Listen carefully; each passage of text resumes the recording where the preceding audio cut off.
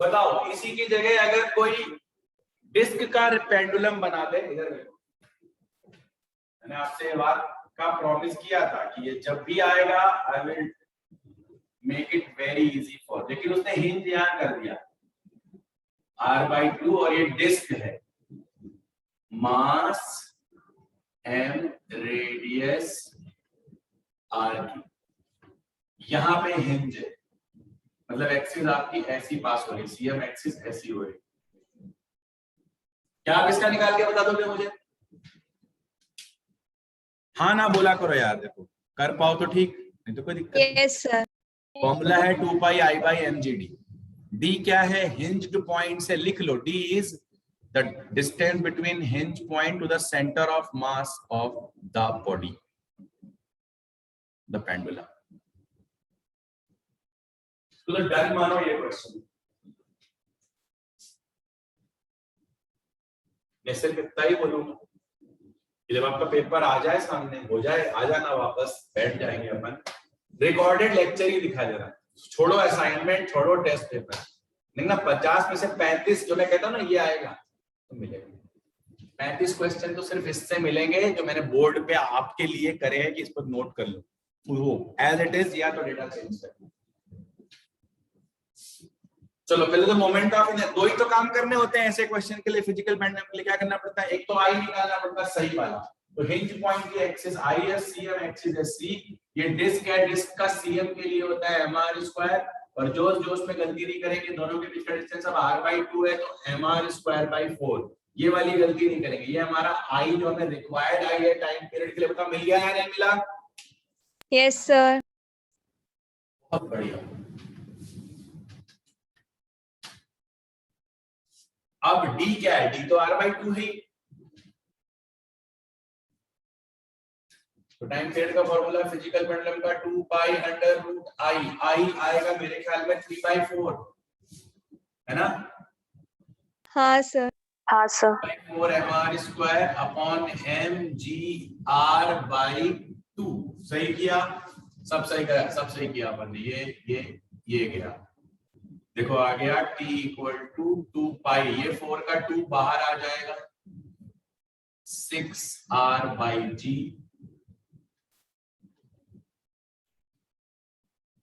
बोलो बच्चों, मजा आया?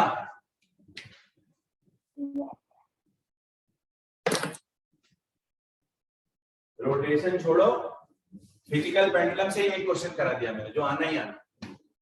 ये सेम क्वेश्चन जेईई मेन में इसी साल आया, बस हिंज यहाँ पे था, इजी था। हमारा तो हिंज बिल्कुल नहीं इधर है, नहीं तो वो सभी लोग कर लेते, ठीक है, रट भी लेते हैं, ऐसा क्वेश्चन बुक में भी है, पर ये वाला आ जाएगा तो भी हमें कॉन्सेप्ट पता है, बस हमें एक्सिस के पैरेलल एक्सिस के बीच का डिस्टेंस और उससे नया आई निकाल के, बेसिकली आई निकालना ही इसका सब कुछ है फिजिकल पेंडुलम का। हाँ सर। हाँ सर। बस कर लेना, ये फिजिकल पेंडुलम भी कवर हो गया। अगर मैं गलत नहीं हूं, तो व्हेन डाइपोल, चाहे मैग्नेटिक हो चाहे इलेक्ट्रिक, जब डाइपोल को यूनिफॉर्म फील्ड में वो करवाया जाता है तो ये फॉर्मूला है, मैं भूल रहा हूं तो मुझे करेक्ट कर देना, मैग्नेटिज्म में ये फॉर्मूला है, I/mb, है ना? यही है ना? Yes sir. अब यहाँ पे भी क्यों अटक रहा है मामला आई के लिए? ये देखो, अगर एक डाइपोल, ध्यान से देखें, डाइपोल अगर देखो, रॉड वॉड मत जोड़ो, तो ये एम होता है इलेक्ट्रिक फील्ड,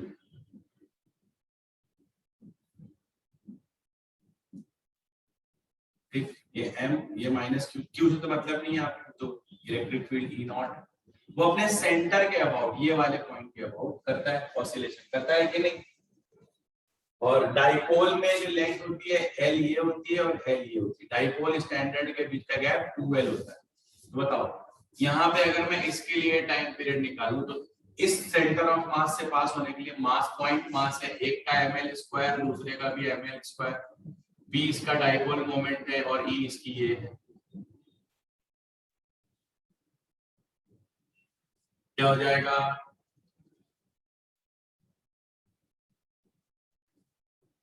खेल लोगे अब? Yes, sir. और अगर मान लो कोई बोले कि एक इंसुलेटेड, बस कंफ्यूज करने के लिए आपको, ये थोड़ा अच्छा क्वेश्चन कि बच्चा नीट वाला गलत कर दे या छोड़ दे, बोले इसके बीच में हमने एक इंसुलेटेड, बोलेगा वो कि चार्ज ट्रांसफर नहीं होना चाहिए, डाइपोल नहीं बचेगा वो, तो एक इंसुलेटेड अगर हमने रॉड लगा दी बच्चों, क्या लगा दी हमने, इंसुलेटेड रॉड लगा दी, उसका मास कैपिटल एम ले लिया, सुनते जाना, तो बस कुछ और चेंज नहीं होगा, मोमेंट ऑफ इनर्शिया पहले दोनों पॉइंट मास का ले लेंगे और रॉड का उसके सेंटर ऑफ मास के about ml square by 12. 2l length, बिल्कुल गड़बड़ी नहीं, जरा सी गड़बड़ी सावधानी घटी, एक आसान सी सिली मिस्टेक हो जाएगी। लेंथ कितनी है रॉड की अब 12. तो ml स्क्वायर बाय 12 की जगह m2l, ये सब चीजें ध्यान देना। हम क्या फॉर्मूला इतना सटीक कर लेते हैं कि फिर हमको सब फॉर्मूला दिखता है, अरे ml, l वहां लेंथ ऑफ रॉड है, अब यहाँ लेंथ ऑफ रॉड 2l है तो वो ध्यान देंगे अपन, कोई दिक्कत No, sir. ठीक। ऐसा ही खेल 2/I/MBH में होगा, क्योंकि बार मैग्नेट कुछ ना होके एक रॉड होती है, रॉड का सेंटर ले लेंगे तो ml स्क्वायर बाय 12, एंड ले लेंगे तो ml स्क्वायर बाय, समझ गए ना। तो ये पूरा अपना केस फिनिश हो गया, जो हमने आपको वहां रोक दिया था, क्योंकि हमने तब आपको मोमेंट ऑफ इनर्शिया नहीं पढ़ा। चलो बहुत बढ़िया चल रही है सर लिखना था। क्या बोल रहा है? कुछ नहीं सर। अरे बोल दे भाई, बोल दे, मन में मत रख। सर वो लिखना था। अरे यार कुछ नहीं है उसमें, रॉड है, रॉड का m2l स्क्वायर बाय 12, बाकी दोनों पॉइंट मास है। कहां के अबाउट घूम रहा है, मोमेंट ऑफ इनर्शिया निकल रहा है। चले ये वाला, और ये पता है ये एल किस आएगा, देखिए एक्सिस है, ये रॉड है, ये दो फॉर्मेट में आ सकता है, ये एंगल थीटा है, मास m है, लेंथ है, ये रॉड ऐसे घूम रही है, कोन जैसा बना है, थीटा हो सकता है एक्सिस से दे दे, हो सकता है उधर से दे। बताओ इसका क्या आंसर होगा?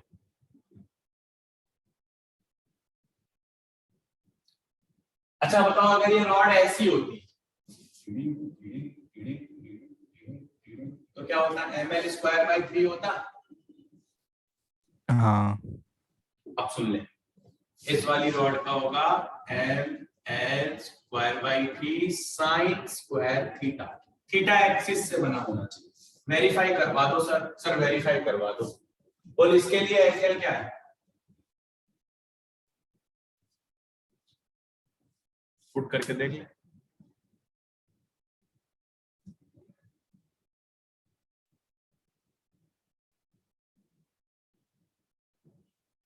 आया नहीं आया? नीचे वाले फॉर्मूले में अगर मैं थीटा की जगह 90 डालूं तो ऊपर वाली रॉड बन जाएगी कि नहीं? Yes sir. तो ml स्क्वायर बाय 3 आ जाएगा कि नहीं? आ जाएगा। जाएगा, बहुत बढ़िया।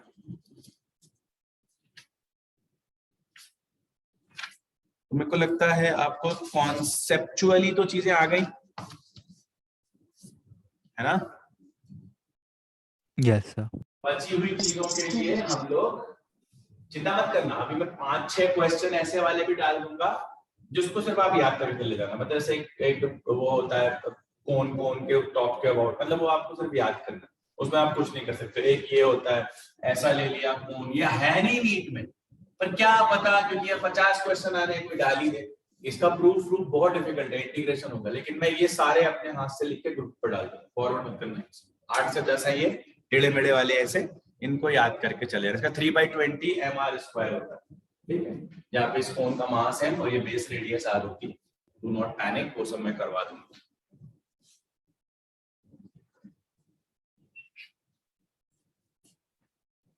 अब हम लोग मेन मुद्दे पे आते हैं। ओहो अब मजा आएगा। तो अब हम सीख चुके हैं आई निकालना। आई निकालना नहीं, दी हुई एक्सिस के अबाउट, जिसके अबाउट हमारी बॉडी घूम रही है। देखो आईसीएम याद करना, आई निकालना नहीं है बच्चों। तो 12 याद कर लिए सर, मैं कहता हूं मोमेंट ऑफ इनर्शिया, उनकी हेल्प से और थ्योरम्स की हेल्प से उस वाली एक्सिस के अबाउट मोमेंट ऑफ इनर्शिया निकालना जो नीडेड है क्वेश्चन में, जिसके अबाउट बॉडी एक्चुअली घूम रही है, ऐसा दिया गया है। तो वो जो जिसके अबाउट जो हमें क्वेश्चन एक्सिस दे रहा है उसके अबाउट अगर हमें निकालना आ गया है और सिमेट्री और मास डिस्ट्रीब्यूशन देख के कंसेप्चुअल क्वेश्चन आ गए हैं, जो कि मैंने आपको दिए हुए हैं। आपकी शीट शुरू कर देना आज से, ठीक है। रोटेशन वाली, मोमेंट ऑफ इनर्शिया वाली, बहुत मजा आएगा। तो हमें मोमेंट ऑफ इनर्शिया आ गया है। ये नहीं कि आईसीएम याद करके बैठे, ये भी नहीं पता कि सीएम एक्सिस एक से अधिक होती है, प्लेन के परपेंडिकुलर, प्लेन में उसके पैरेलल, मतलब लॉट्स ऑफ। तो ये चीजें हैं मोमेंट ऑफ इनर्शिया, इसलिए आपको टफ लगता था, ठीक। आई होप कि अब आपको मोमेंट ऑफ इनर्शिया का फील आ गया। अब आपको मैं काइनेमेटिक्स जो पढ़ा था हमने, ट्रांसलेशनल काइनेमेटिक्स,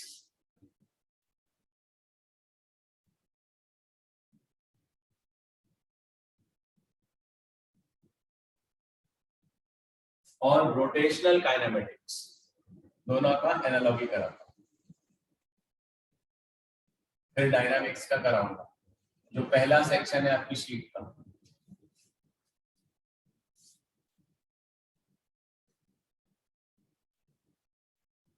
चलो, हमने यहां पे शुरू किया था पोजीशन से, फिर वेलोसिटी से। कुछ गलत हो तो करेक्ट कर देना मुझे। दो फॉर्मूले दिए थे आप, क्योंकि जर्क एक्सीलरेशन के डेरिवेटिव छोड़ो, सब बराबर है।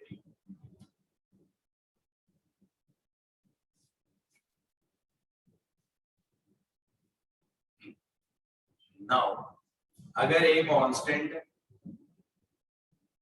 तो v equal to u plus minus a t, s equal to ut plus minus half a t square, v square equals to u square plus minus 2as, and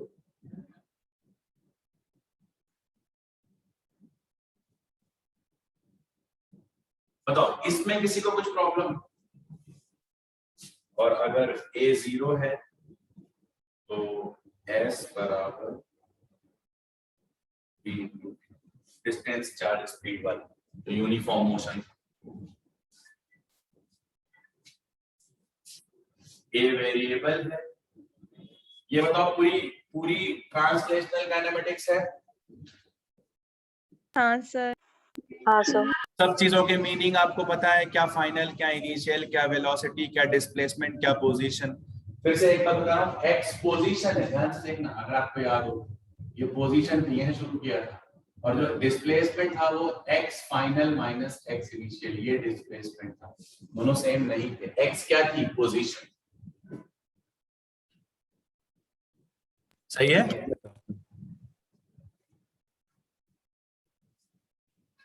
अब इधर आ जाओ, रोटेशनल काइनेमेटिक्स में थीटा यहाँ पे एंगुलर पोजीशन हो जाएगी,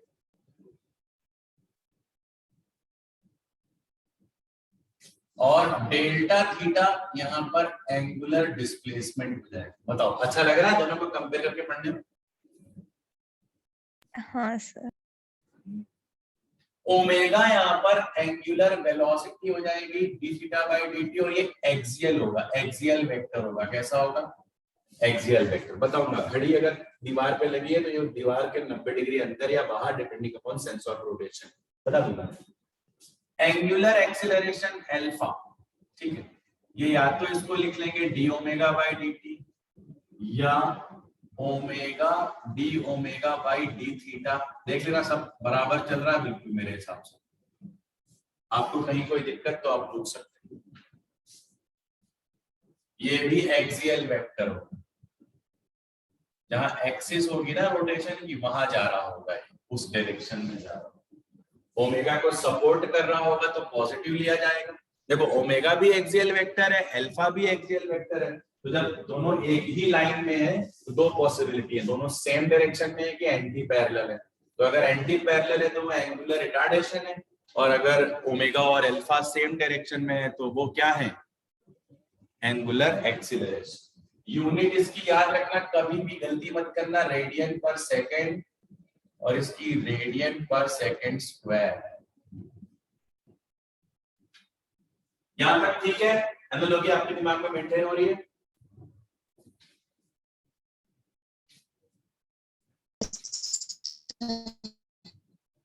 फिर अगर अल्फा कांस्टेंट है, अल्फा वेक्टर कांस्टेंट है, तो देखो कैसे बनेंगे फॉर्मूला।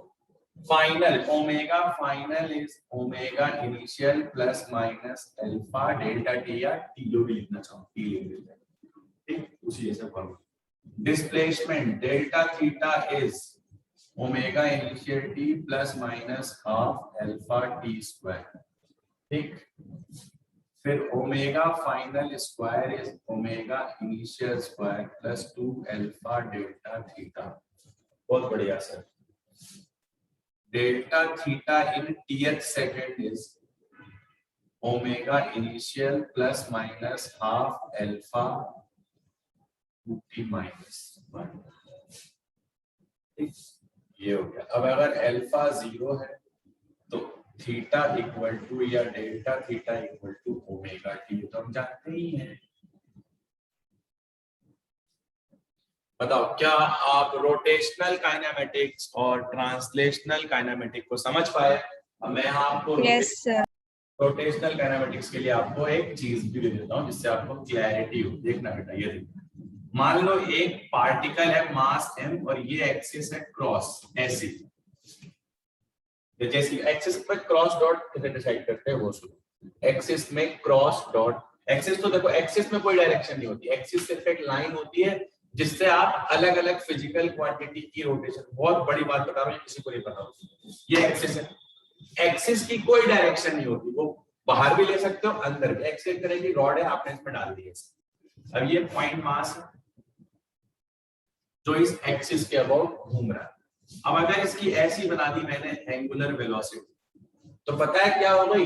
एंगुलर वेलोसिटी का डायरेक्शन ये नहीं है जो बनाया, ये तो सेंस है, ये सेंस ऑफ रोटेशन है। एंगुलर वेक्टर में दो बातें होती है, सेंस ऑफ रोटेशन और डायरेक्शन ऑफ वेक्टर।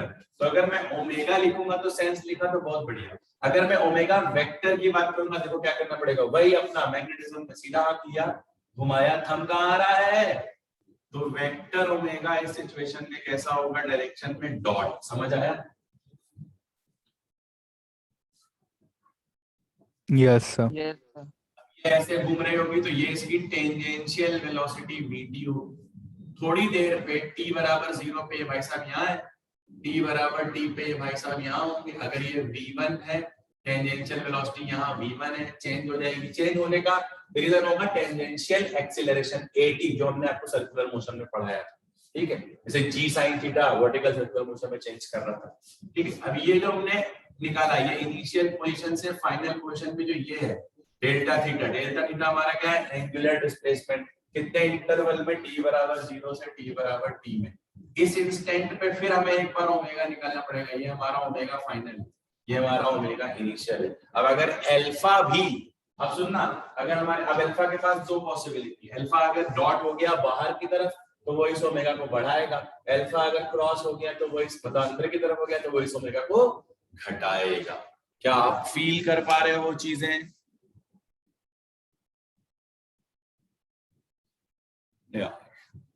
बोलो ना यार, हाँ या ना बोलो।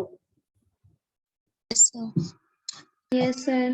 पूरा एक राउंड लगा दिया तो 2 पाई रेडियन का डिस्प्लेसमेंट हो गया, 2 पाई रेडियन का कितना, 2 पाई रेडियन का डिस्प्लेसमेंट हो गया अगर हमने पूरा एक राउंड लगा दिया।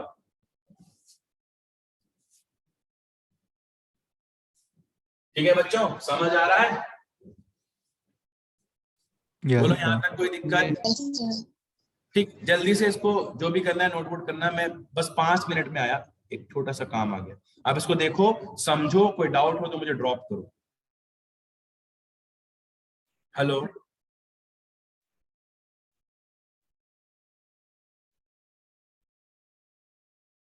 समझ आया बच्चों? Yes sir. ये डायग्राम से फॉर्मूले याद होंगे तो कभी नहीं भूलोगे। विजुअल ऐड कर दो, इन फॉर्मूलों को नीरस मत बनाओ, इनके साथ विजुअल से ऐड कर दो कि कहाँ क्या था, क्या इनिशियल था क्या फाइनल। ओमेगा अगर कांस्टेंट रहेगा तो फिर अल्फा 0 हो जाएगा। तो अल्फा के पास दो पॉसिबिलिटी है, अगर ये इस केस में डॉट या क्रॉस है तो डॉट है तो एक्सीलरेशन है और क्रॉस है तो एंगुलर रिटार्डेशन। सर इसमें AC और AT भी बता दीजिए और R अल्फा भी बता दीजिए। देखो 3 एक्सेलरेशन हो जाएंगे बच्चों यहाँ पे। बता रहा हूं मैं ना, कंफ्यूज पहले बताओ यहाँ तक क्लियर है तब तो मैं आगे बात करूं।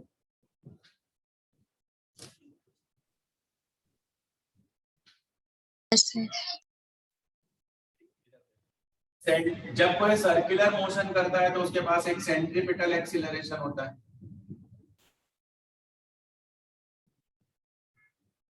AC भी होगा। और AC की वैल्यू क्या होगी सर? AC की वैल्यू जिधर भी AC निकाल रहे हो उसका उस जगह की velocity upon radius. Sir AT भी होगा क्या? हो सकता है, होगा ही। AT कैसे निकालें? क्या इसको dV टेंजेंशियल बाय dt लिखें और इसको V को R ओमेगा लिखें, फिर R को बाहर ले लें? क्या R अल्फा हो जाए? dt होता है R ओमेगा और A टेंजेंशियल होता है R अल्फा।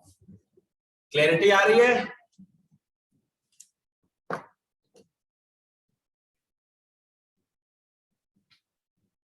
अरे यार बोलो यार, क्लैरिटी आ रही है या नहीं आ रही? Yes, sir. है ना? इसमें दो तरह के एक्सीलरेशन मिलेंगे, लीनियर वाले जिनकी यूनिट मीटर पर सेकंड होगी। सुनना, बहुत सही से बता रहा हूं मैं। एसी एक तरह का वो एक्सीलरेशन है जो इस कैटेगरी में आता है, ए वाला, है ना, अल्फा नहीं है। तो एसी क्या होगा? मीटर पर सेकंड। सर जब अल्फा रिटार्ड करेगा तो वो रेडियस। अरे यार पीयूष भाई साहब क्या कर रहे हो यार? एक बात बताइए, रेडियस आपकी, ये तो सुना ही होगा आपने कि अगर कोई वेक्टर किसी वेक्टर से 90 डिग्री पे है तो ये इस वेक्टर के मैग्नीट्यूड का कुछ नहीं उखाड़ पाता, केवल डायरेक्शन चेंज कर सकता है। मैग्नेटिक फोर्स भी देखा होगा। तो अगर अपना रेडियस वेक्टर ऐसा है और अल्फा या तो ऐसा है या तो अंदर है, तो रेडियस कम कैसे कर सकते?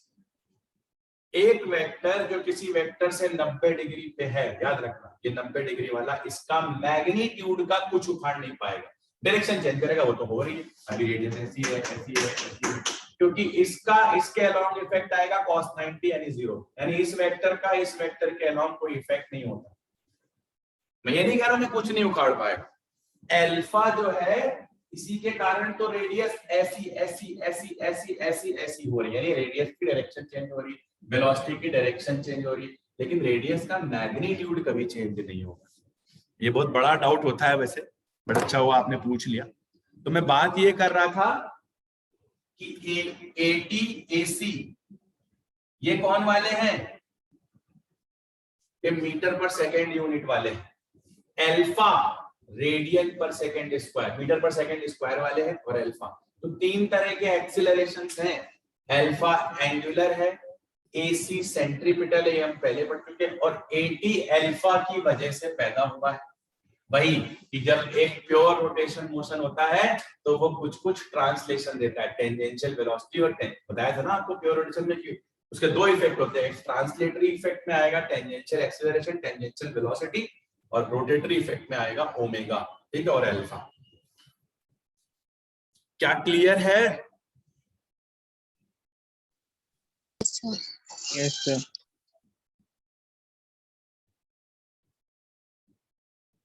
बहुत बढ़िया, ठीक। तो यहां तक हम आ गए इस जर्नी में। ये हमारा काइनेमेटिक्स का कंपैरिजन हो गया। अब जरा डायनामिक्स का कंपैरिजन कर लें। तो डायनामिक्स, पार्टिकल डायनामिक्स में क्या पढ़ते थे और उसे कैसे हम यहाँ रोटेशनल डायनामिक्स में देख सकते हैं।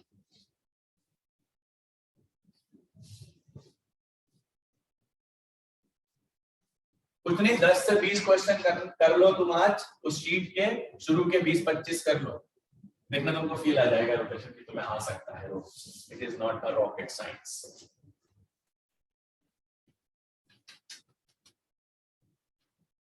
और हम बहुत करीब पहुंच गए चीजों के, बस अब 2-3 लेक्चर, दो कल परसों के बाद रोलिंग है, बस रोलिंग के बाद तो एंगुलर मोमेंटम कंजर्वेशन खत्म।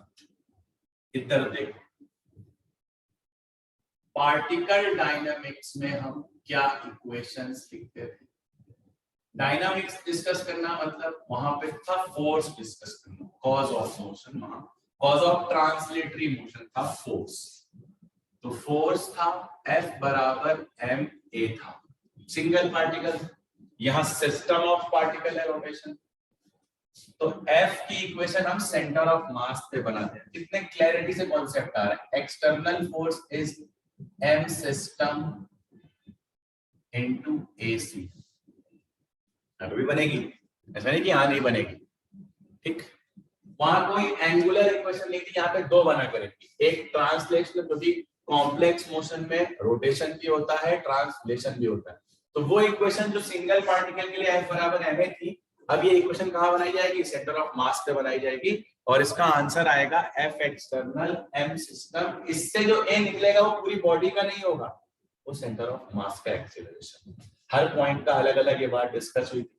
और यहाँ पे टॉप जो भी एक्सिस होगी उसी के अबाउट, जैसे AA डैश ले ली मैंने, तो AA डैश के अबाउट टॉर्क भी होगा, ये भी होगा और अल्फा भी होगा, सब चीज सेम एक्सिस के अलावा। यहाँ दो इक्वेशन, ये उसको बोलेंगे ट्रांसलेटरी इक्वेशन, इसको बोलेंगे रोटेटरी इक्वेशन। समझ आया?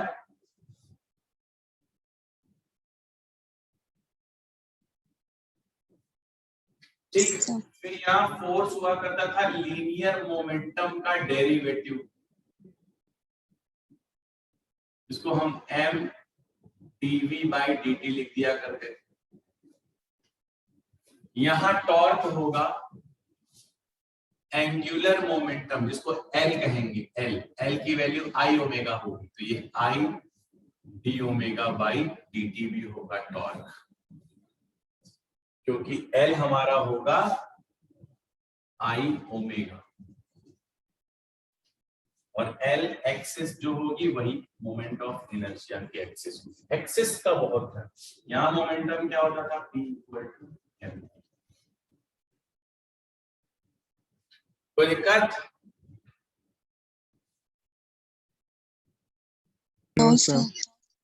यहाँ पे वर्क होता था integral F dot dx x initial to x final.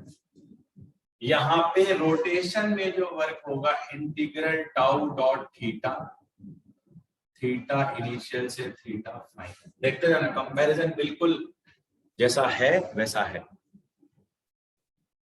हाँ, एनालॉगस ये है कि फोर्स के एनालॉगस टॉर्क है, मास के एनालॉगस मोमेंट ऑफ इनर्शिया है, और एक्सीलरेशन के टेंजेंशियल एक्सीलरेशन के एनालॉगस अल्फा है ना, क्योंकि AT बराबर R अल्फा।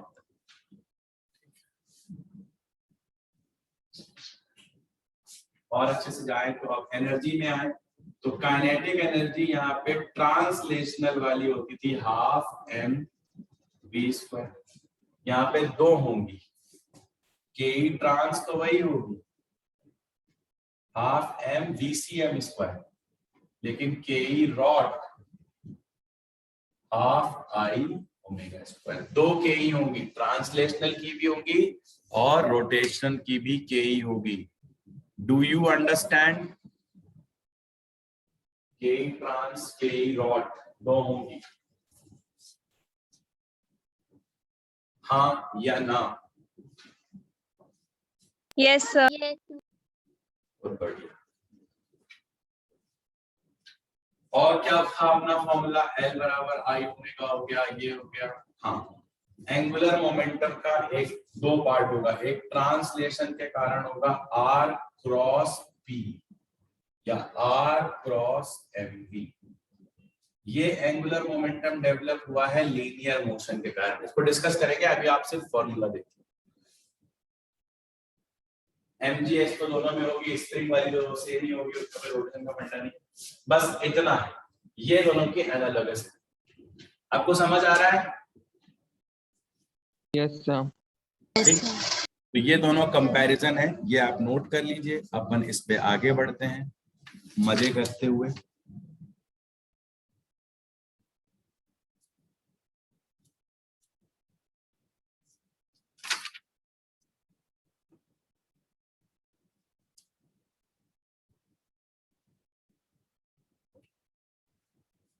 चलो एक क्वेश्चन छोटा सा आपके लिए, find the angular velocity of seconds clock. तो क्लॉक में जो सेकंड की सुई होती है ना, seconds needle of a clock, find the angular speed of seconds needle of a clock. घर पे आप घड़ी देखते हो, उसकी एंगुलर वेलोसिटी बतानी है ओमेगा। सबसे पहला क्वेश्चन नोटेशन का प्यारा सा मस्त वाला,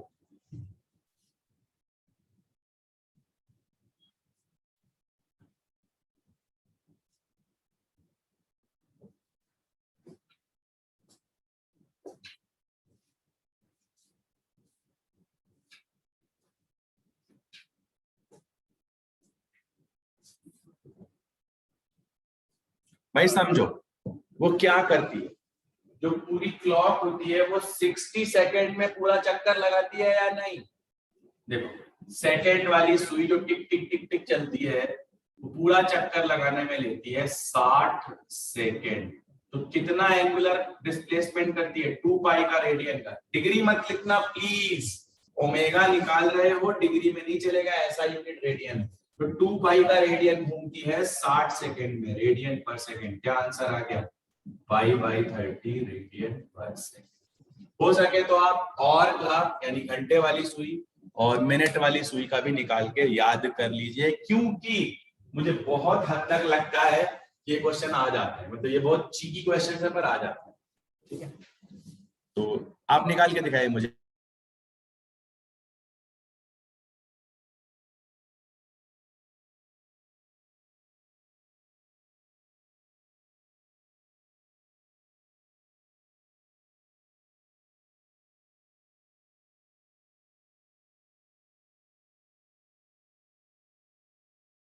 और सेकेंड्स क्लॉक की निकाल के रखिए, जल्दी से आता हूं।